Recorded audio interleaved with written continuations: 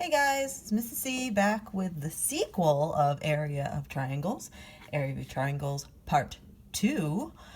Don't you just love a sequel? Sometimes they're as good as the original, but sometimes not. I have watching Frozen 2 while I am here at home, and I can tell you that was not as good as the original in my opinion. Way too much singing, but I can promise you there is going to be no singing in this video. Anyway, Area of Triangles Part 2. So what we're going to work on now is finding the missing side when they give us the area. So you'll see that I have a triangle here, and it is a right triangle, although I haven't drawn my little thing. There we go. Now it's a right triangle. And I've given us the height of the triangle. I have x for the base, that is the unknown portion of it, and then they give me the area. So I'm not going to stress out about this. What I'm going to do is I am going to look at it, and I know this is a triangle, so I'm going to write down the formula for the area of the triangle. Again, I am going to use area is equal to the base times the height divided by 2. There is another formula for that, and it means exactly the same thing, but this one's a little easier to understand since we are in the baby steps of this process. Again, it's a preview. I don't expect you to get it all, but I do expect you to be trying and practicing. The next thing I'm going to do with any formula is I am going to plug in what I know. In this case, I know the area. So for A, I'm going to put 60 is equal to, and I don't know the base, so I'm going to write B for the base because that is my missing side. Again, I only wrote X here because it's an unknown, right? But I know that it is the base because it's a B, times the height, which is 12 in this case, divided by 2. So just like when we solved equations, we had to use the inverse operation to solve those equations. And we had to use inverse order of operations sometimes in order to get those answers. Same thing here. So what I'm going to do is I am going to draw my line down. Boop. I'm going to look at what they did to the variable. They multiplied it by 12 and they divided it by 2. I'm going to work in the inverse order, and I'm going to get rid of this dividing by 2. So instead of dividing by 2, I'm going to multiply by 2. And if I multiply this side by 2, I have to multiply this side by 2. Yes, I know I'm using the same numbers that I did before. That's so it feels familiar to you.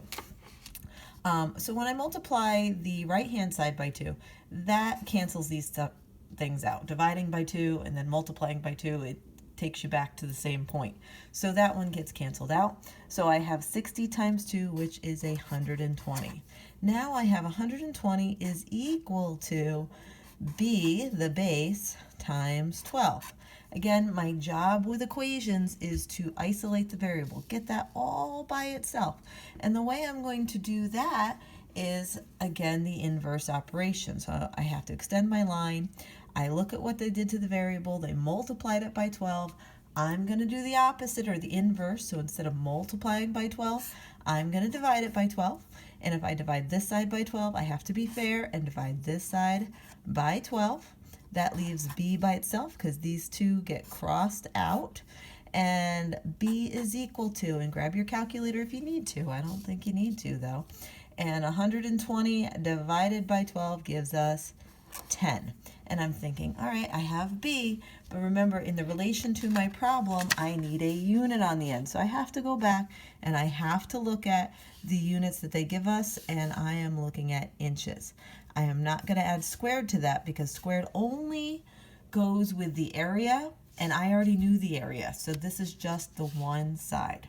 So let's try it again. Let's do another example because I know it's hard to learn something, especially like this. It's multi-steps from just one example.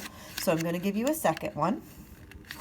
And I would like you to try it along with me. So I'm going to change out my piece of paper. I am going to draw my triangle, which is not a right triangle this time, and it's not very straight, but bear with me. Remember, I'm still using my contraption, my cardboard box, and my dog food cans to do this. Remember that the height is the shortest distance from the bottom to the top. We don't want any slanted sides for our height when we're doing the area of the triangle. And sometimes they give that to us just to throw us off, so we have to be careful with that. When I draw my line down from the top to the bottom, I draw this little H, and that tells me that that is my shortest distance. I'm going to tell you that the area is equal to 71.5 inches squared. And you're thinking, oh my goodness, Mrs. Chenoweth, you're giving us decimals. It's okay, it's the same one that I used before, and you'll see that it will work out nicely. And we have the calculator. Rely on your calculator. Whether you have just a regular calculator at home or on your phone or iPod or on a computer, you get to use the calculator. All right, and I'm going to tell you that the base of this is 13 inches, and the height is our unknown. We don't know what that is. So we're going to do the same thing we always do. We see a triangle, we write the formula for area of a triangle. Area equals the base times the height divided by 2. Okay? Then we're going to plug in what we know. We already know the area, so we're going to plug in 71.5 is equal to, and I know the base this time, which is 13, times the height, and remember that's my unknown variable, so I'm going to put height, and I'm going to add my divided by 2 down here at the bottom. Now, it's an equation. Take a look. I have a number is equal to a number and an operation and a letter, at least one operation. Now there's 2 operations, but that's okay. It doesn't change what we know how to do. When I want to solve an equation, I'm going to draw a line down, and I am going to look at what's done to the variable.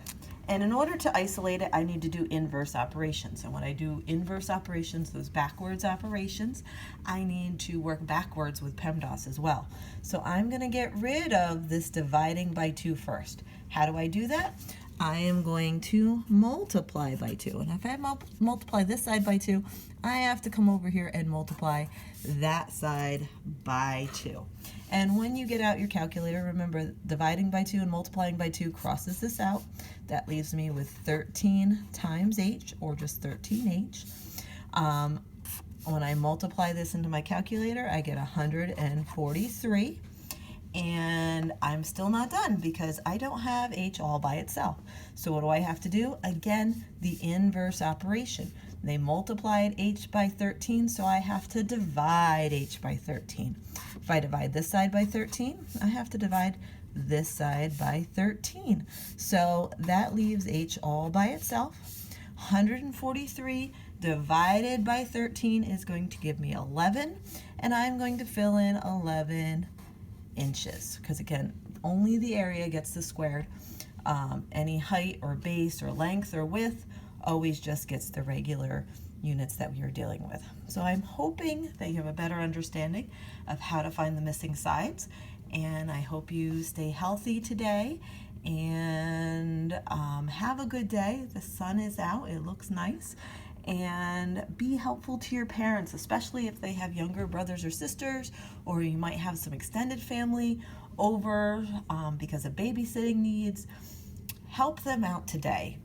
Be responsible for entertaining a little one so your parents can get some things done, or maybe pick up a chore around the house that you can complete or make sure is done every day. So it's one less thing for your parents to worry about.